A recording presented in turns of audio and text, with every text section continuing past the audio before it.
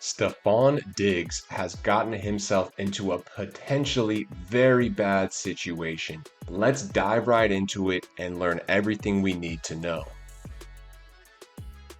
These are all allegations, but let's go by a play-by-play of what exactly happened and what is he being accused of. So it all involves his personal chef. Apparently, this person has been working with him since July, so multiple months, and she's a live-in chef that lives in his house. She has her own bedroom in his house, and she cooks for him.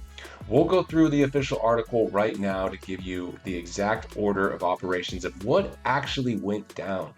So apparently everything was good. She's cooking for him. She started around July 20th. And then in November, right before Thanksgiving, he tells her, "Hey, I have some people coming over. You don't need to work this week. You'll have it off, but I do need you to leave the house. You got to get out of here because I'm going to be using that spare bedroom for my guests." She says, "Okay, but if I'm vacating the house, like, can I still get paid?" He's not even going to pay her for this week. He's like, "You got to get out. You're off this week and I'm not going to pay you." If this is all true, then that is a bit weird because typically if you pay someone to be a live-in chef or, any kind of service, just because you have a vacation, it doesn't mean that they should not be paid. They should still get paid for that week that you give them off, or at least give her some options. Like, she's living in this house, so where is she supposed to go? He essentially just kicks her to the curb, doesn't give her any money for like flights or anything like that. So it's already a bit of a situation. And this is where the initial issue happens. She wants to get paid for this week of work. He's saying, "No, you don't have the right to ask for money for that." Well, fast forward a couple weeks later, it's December 2nd, and she's back at the residence. So the assault happens 2 weeks after this fight, but they're going back and forth, to just like debate whether Stefan has to pay her or not. Well, on the second, she's at work, and apparently he comes into her room and assaults her over the argument between them, saying that she deserves to be paid for that week that she was sent home, and he's saying, "No, you don't." Well, she was at work. She comes into her unlocked bedroom. They're having a verbal discussion. This is all allegedly a verbal discussion that gets so heated that he smacks her across the face. She then tries to push him away, and then he puts her in what appears to be a headlock, like a full-on headlock, and then throws her to the bed. So allegedly, he at least gives up on his own. He didn't have to be pulled off or anything like that. But it was a very tight grip. She felt like she was actually choking.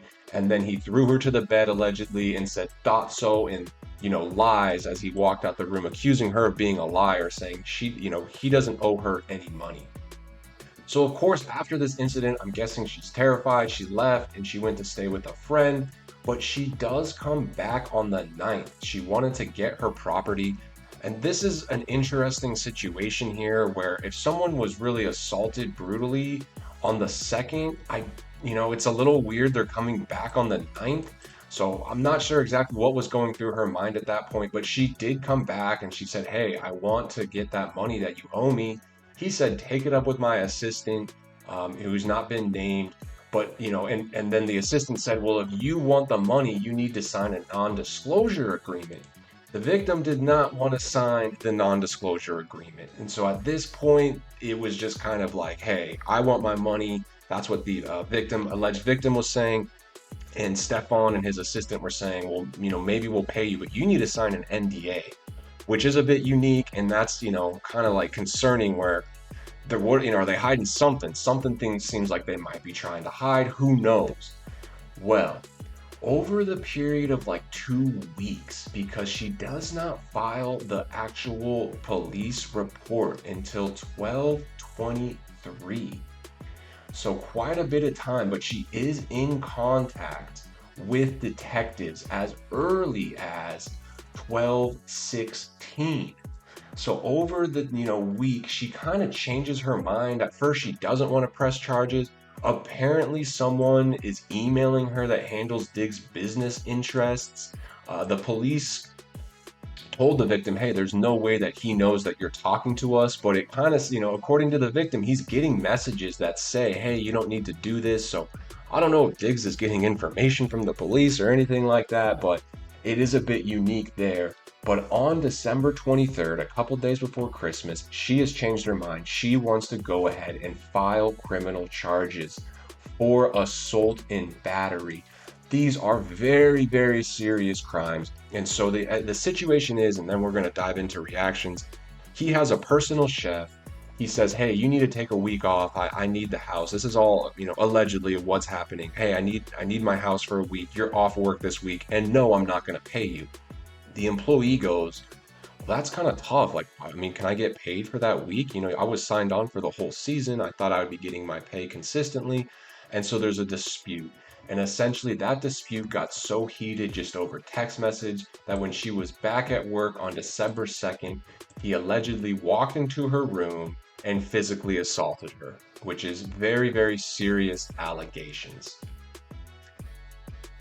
Since then, the Patriots have been obviously put in a very tough position, and let's be realistic, they have had to deal with tough positions like this before. I mean, we all remember Aaron Hernandez, and they acted very swiftly with that and cut him immediately, even before the verdict was, final. And the court case isn't until January 23rd. Diggs's lawyer is trying to get that extended, but I don't think it will matter. Has Stefon Diggs played his last down of football this year? Apparently, the New England Patriots, they are aware of the accusations and they support Stefon. They will continue to gather information. We know the NFL does not play when it comes to violence. We've seen players get very, very long suspensions. Ray Rice, for example, sometimes they don't even make their way back into the league. If these allegations are true, Stefon, he may never play again. Honestly, he's already 32 and he's coming off an ACL tear. He had a great year. I mean, we can look at his stats. He had an absolutely great year. He had 82 receptions, 900 yards. I mean, this is a first place team. So very interesting to see how will the Patriots handle this as a team, because it puts them in a very, very tough spot. And essentially, if these allegations are true, yeah, he's not coming back at all. And if the allegations are not true, it may not matter just because of the timing. I mean, obviously it matters, but as far as him playing this year, if they, delay it past January 23rd and into March, is the NFL really going to be okay with this guy playing through the Super Bowl potentially, and then it comes out in March that he's guilty? So it's a big risk there, and in my opinion, I do not see them letting him play. Just my opinion on that one. They're probably going to have to wait. Now, as far as, what people are saying about this, I didn't even know this, but Cardi B and Stefon Diggs are a couple. That's interesting to me. And, the Yahoo News sites are eating it all up. And she's been, relatively supported. She's been saying, hey, I don't know what you want me to do. If, she's already super stressed out. I'm sure she is. We can only go forward now. Definitely not an admission of guilt by any means.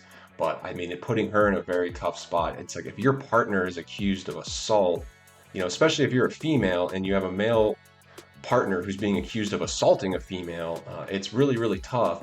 But we have to really, we have to be real. These are just allegations. But unfortunately, this is such an extreme situation where one of two things is true. Either the allegations are true, and this is really, really bad, and this is a horrible crime. And, if they are true, then yes, the punishment should be swift and severe. And it's a serious, serious thing that needs to be, punished. And that's a potential, that's potentially real. That could be what is happening. But on the other side, if the allegations are false, and we have seen false allegations in the past, these are really, really serious false allegations. So it's one of the two. It's either a horrible crime that, needs to be punished, or it's false allegations against an NFL player really in the peak of his season and peak of his career. So a very sad situation either way, and I just hope the truth comes out. But what's going to happen immediately I mean, they got a game this weekend, and so it's all going to be happening very, very fast. What do the Patriots do? We will continue to follow this story because right now there is a good amount of uncertainty, and I just hope that the truth comes out. Hope you all are doing well. See you next time.